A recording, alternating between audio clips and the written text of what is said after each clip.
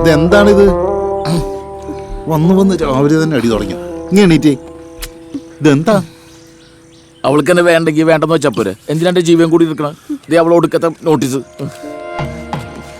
ഇതിന് നീ ഇങ്ങനെ കുടിച്ച് നശിച്ചിട്ട് എന്താ കാര്യം? ഞാൻ കുടിച്ച് നശിക്കലല്ലേ ദാസേട്ടാ, ഞാൻ കുടിച്ച് പ്രതിഷേധിക്കണാണ്. എനിക്ക് ഇങ്ങനെ പ്രതിഷേധിക്കാനേ അറിയുള്ളൂ. ഇനി അവള് കിഡ്നി കൂടി ചോദിച്ച് ഞാൻ കൊടുക്കാൻ നേരത്തെ ഞാൻ കുടിച്ച് അരിപ്പാക്കിയിട്ടേ കൊടുക്കുള്ളൂ. അതിന് നോട്ടീസ് അയച്ചിട്ടല്ലേ ഉള്ളൂ. സജീവേട്ടന് ഒപ്പിട്ടല്ലേ കാര്യം നടക്കും. ഞാൻ ഒപ്പിട്ട് തന്നെ.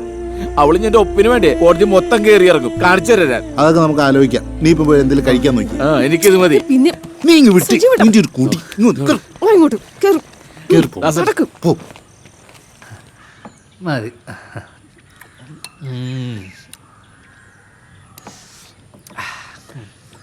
നല്ല ടേസ്റ്റ് ആൻറ്റി. ആൻറ്റി കുറച്ച് കിഡ്നി, അല്ല സോറി ചട്നി. മനസ്സിൽ മുഴുവൻ കിഡ്നി കേസായോണ്ടേ ആ ഒറ്റ വിചാരമുള്ളൂ എനിക്ക്. എന്ത് ചെയ്യാനാ? അവൻ വരുമോ വക്കീലെ? വന്നില്ലെങ്കിൽ എന്ത് ചെയ്യും? വരുത്തും ഞാൻ. പിന്നെ കോടതിയിലേക്ക് ചെല്ലുമ്പം തന്നെ ഈ ഡിവോഴ്സ് ഒന്നും കിട്ടില്ല കേട്ടോ. സജീവനെക്കുറിച്ച് അറപ്പും വെറുപ്പും തോന്നുന്ന കഥയുണ്ടാക്കണം. എല്ലാം കേട്ട് കഴിഞ്ഞ് ജഡ്ജ് തന്നെ പറയണം സജീവൻ ഈ ലോകത്ത് തന്നെ ജീവിച്ചിരിക്കേണ്ട ആളല്ല. ഒരു കല്യാണം നടത്താൻ വേണ്ടി നമ്മൾ എന്തൊക്കെ പറയുന്നു, അതുപോലെ ഒരു ഡിവോഴ്സ് കിട്ടാൻ വേണ്ടി ഒന്നും പറയാം. ഇപ്പോൾ ഭർത്താവ് കൊല്ലാൻ ശ്രമിച്ചെന്നോ, പരസ്ത്രീ ബന്ധമുണ്ടെന്നോ, ഈ രണ്ടനാണെന്നോ, ഇനി എന്തെല്ലാം കിടക്കുന്നു, വേണമെങ്കിൽ ഏലിയനാണെന്നോ അവർ പറയാം. അയ്യോ, അവിടുന്ന് ആയരാ, അത് വേണ്ട.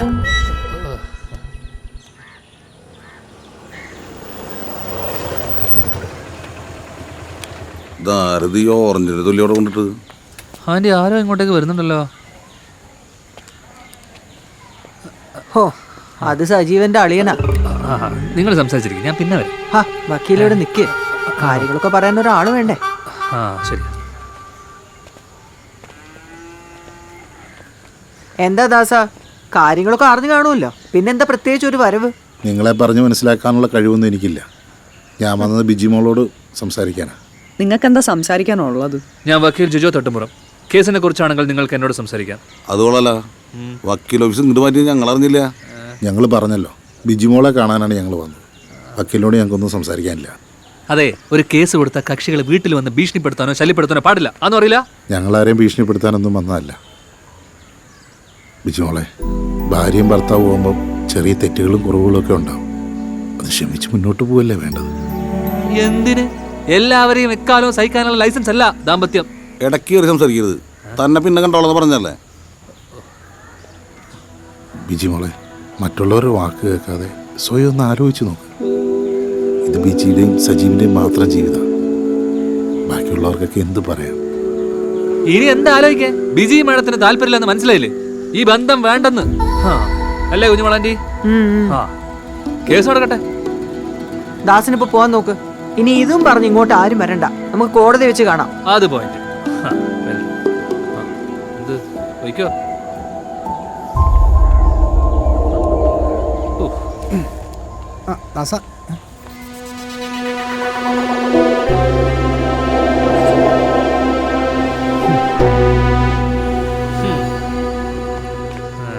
ഫ്രോഡ് ടീമുകളാ, കണ്ടാലറിയാം. അല്ല, ഇനിയിപ്പോ വക്കീല് പോവല്ലേ, നമുക്ക് അടുത്ത ദിവസം കോടതി വെച്ച് കാണാം. വക്കീല് പോവാണോ? അല്ല, ഊണും കൂടി കഴിച്ചിട്ട് പോവാം. ഇച്ചിരി ധൃതിയുണ്ട്, വേറൊരു ദിവസം. ഓക്കെ.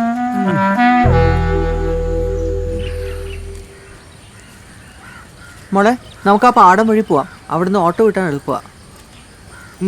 ഇറങ്ങി. 4 കാലുണ്ടായ പോരാ, വിവരം വേണം. വിവരം. ചെല്ലു.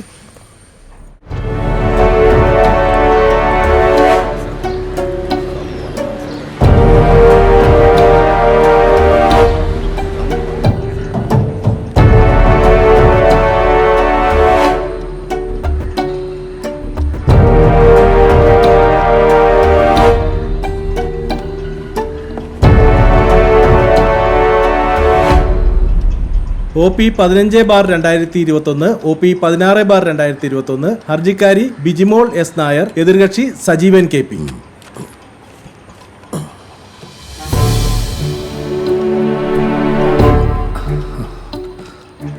Your Honor, I am for the petitioner. Your Honor, I am for the respondent.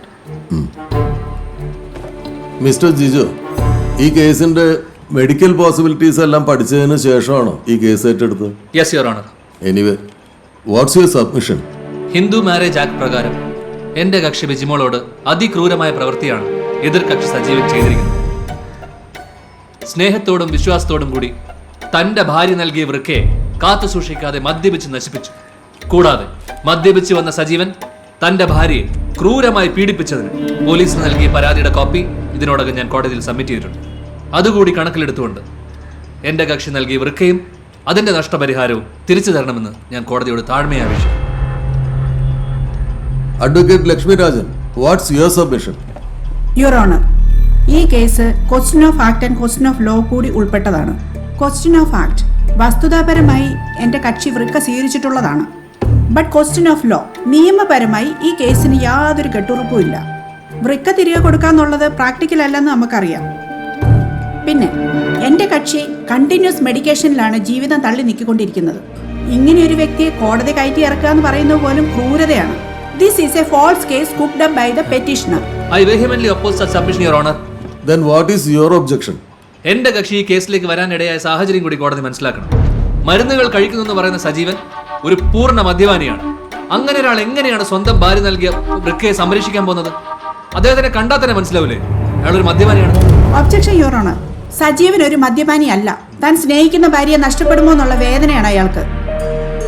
സ്വന്തം ശരീരം ശ്രദ്ധിക്കാത്ത ആളെങ്ങനെ ഭാര്യനെ സ്നേഹിക്കാൻ പോകുന്നത്? Objection, your owner. ഭാര്യയോട് സ്നേഹമുള്ളതുകൊണ്ടാണ് എന്റെ കക്ഷി ഡിവോഴ്സിന് തയ്യാറാവാത്തത്. യുവർ ഓണർ, എന്റെ കക്ഷിക്ക് സ്വന്തം ഭർത്താവിനോടുള്ള വിശ്വാസം നഷ്ടപ്പെട്ടിരിക്കുകയാണ്.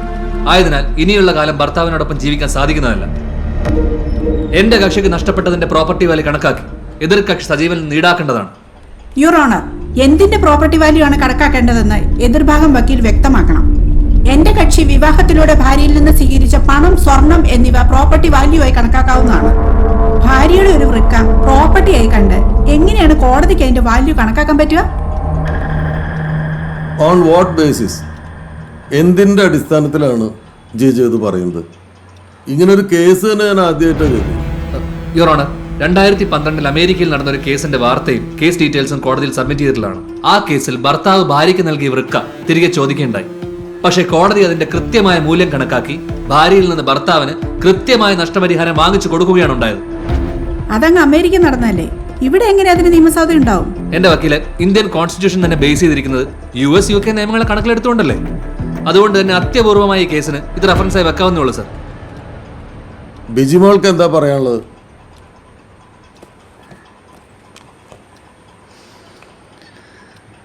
വക്കീല് പറഞ്ഞ പോലെ എൻ്റെ ഭർത്താവിനോടുള്ള വിശ്വാസം എനിക്ക് നഷ്ടപ്പെട്ടു.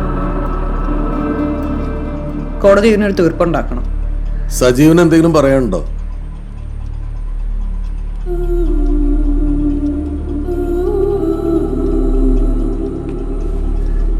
സാർ, ബിജിമോളുടെ തെറ്റിദ്ധാരണ മാറ്റാൻ ഞാൻ കുറേ ശ്രമിച്ചതാ. ഇതിവിടം വരെ എത്തിയ സ്ഥിതിക്ക് എനിക്കെന്താ ചെയ്യേണ്ടതെന്ന് അറിയില്ല. ഞാൻ പറയാത്ത ചെയ്യാത്ത പല കാര്യവും പറഞ്ഞാൽ ബിജി എപ്പോഴും വഴക്കുണ്ടാക്കാറുള്ളൂ. അത് സഹിക്കുന്നതിനപ്പുറമാകുമ്പോഴാണ് ഞാൻ എന്തെങ്കിലുമൊക്കെ തിരിച്ചു പറയുന്നത്. ആരൊക്കെ എന്തൊക്കെ പറഞ്ഞാലും എനിക്ക് ബിജിമോളുടെ കൂടെ തന്നെ ജീവിക്കണമെന്നാണ് സാർ. ഇരിക്കും.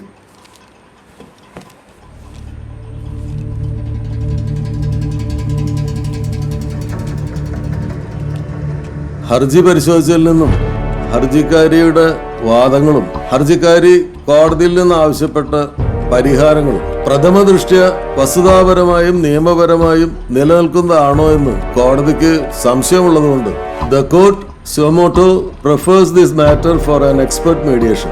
For mediation report and hearing, call on 10/11/2021. അത്രേ ഉള്ളൂ. ഇതാ കഴിക്കട.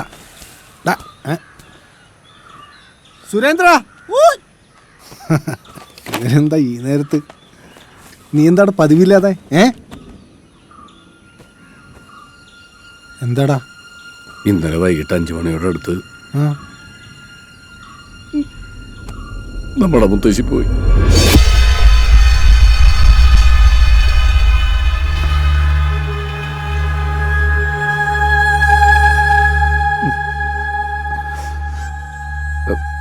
ഞാൻ അപ്പം തന്നെ ഏട്ടനെ വിളിച്ചിരുന്നു.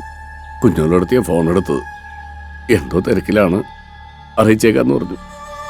ഇന്ന് രാവിലെ ചടങ്ങ് തുടങ്ങും വരെ ഞങ്ങളെല്ലാവരും ഏട്ടനെ പ്രതീക്ഷിച്ചു.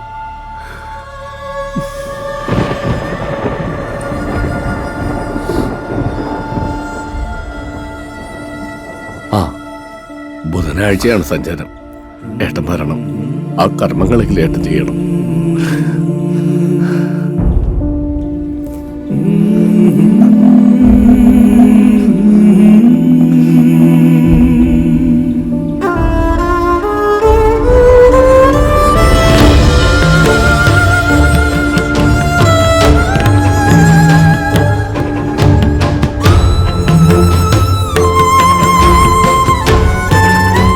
ഇന്നലെ സുരേന്ദ്രൻ വിളിച്ചിരുന്നോ? ഏത് സുരേന്ദ്രൻ? ഏതൊക്കെ സുരേന്ദ്രൻ നിനക്കറിയാം? എന്റെ അനുജൻ സുരേന്ദ്രൻ. ഓ, ആ സുരേന്ദ്രൻ. ആ, ഇന്നലെ വിളിച്ചിരുന്നു. പഞ്ചായത്ത് മീറ്റിംഗിലായിരുന്നു. എന്തോ മുത്തശ്ശിക്ക് എന്തോ പറ്റിയെന്നോ. എന്റെ മുത്തശ്ശി മരിച്ചു. അത് നീ എന്നോട് പറഞ്ഞില്ല. ഇതിന് മാത്രം എന്ത് തെറ്റാടി എന്നോട് ചെയ്തത്? മരിച്ചുവരും മരിച്ചു. ഇനി നിങ്ങളായിട്ട് അങ്ങോട്ട് ഓടി ചെന്നിട്ട് എന്തിനാ? ബന്ധങ്ങളുടെ വില നിനക്കറിയില്ല. അതറിയുന്ന ഒരു കാലം വരും. നിങ്ങളുടെ കുടുംബക്കാരുമായിട്ടുള്ള ബന്ധമല്ലേ, അതെനിക്ക് അറിയണമെന്നില്ല. ഹ്.